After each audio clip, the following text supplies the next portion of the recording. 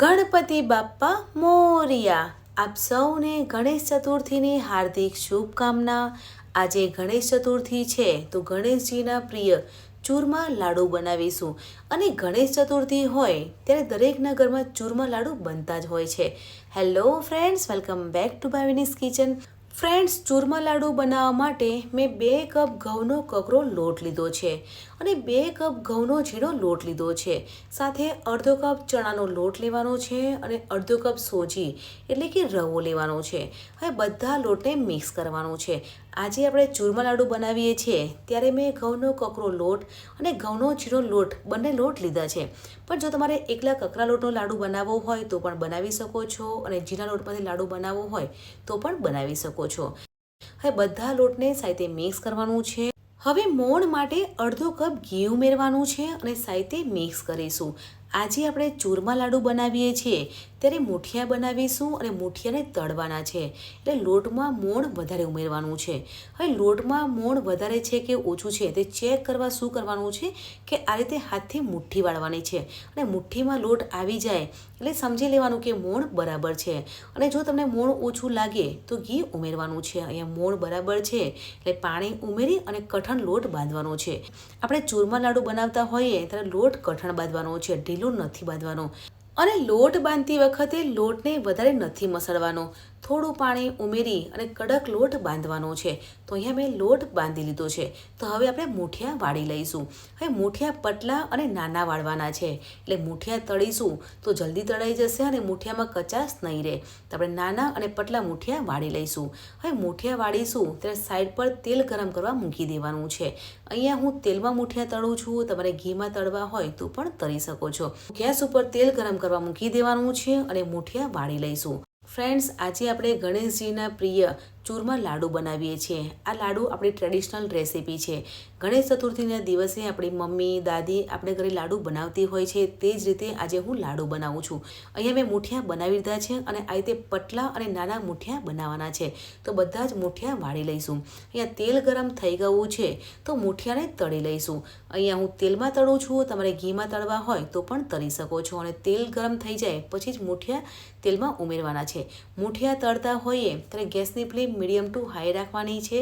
Slow gas પર કે high flame પર મૂઠિયાને નથી તળવાના. જો તમે હાઈ ફ્લેમ પર મૂઠિયા તળશો તો શું થશે કે મૂઠિયા ઉપરથી તળાઈ જશે અને અંદરથી કાચા રહેશે.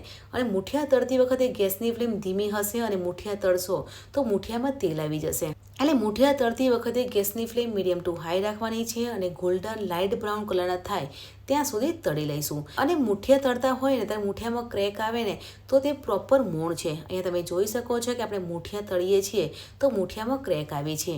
તો એ બધા જ મૂઠિયા તળાઈ ગયા છે તો મૂઠિયાને પ્લેટમાં લઈ લેવાના છે અને મૂઠિયા ઠંડા કરવા મૂકી દેવાના છે. કેમ કે મૂઠિયા ઠંડા થશે પછી જ મૂઠિયાનું ચૂરમું બનાવવાનું છે. અહીંયા મૂઠિયા ઠંડા થઈ ગયા છે તો મૂઠિયાને 3 થી 4 ભાગમાં કટ કરી લેવાનું છે. અહીંયા બધા જ મૂઠિયા મેં કટ કરી લીધા છે.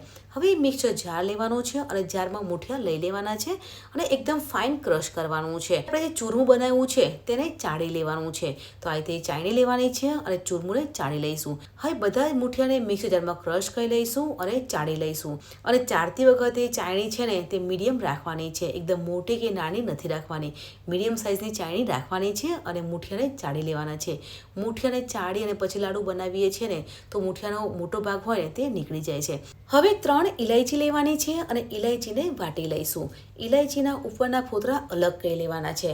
હવે જાયફળ ઉમેરી અને જાયફળને પણ વાટી લેવાનું છે.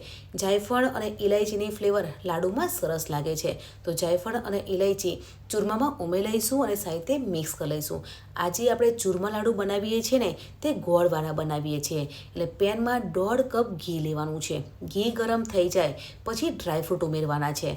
ડ્રાયફ્રૂટમાં મેં કાજુ અને બદામને ઝીણા સમારી દીધા છે. તમારે સૂકી દ્રાક્ષ ઉમેરવી હોય તો પણ ઉમેરી શકો છો અને ડ્રાયફ્રૂટ વધારે ઉમેરવા હોય તો પણ ઉમેરી શકો છો. હવે ડ્રાયફ્રૂટ સંતરાઈ જાય પછી 2 કપ ગોળ ઉમેરવાનો છે અને ગોળનો પાયો નથી બનાવવાનો.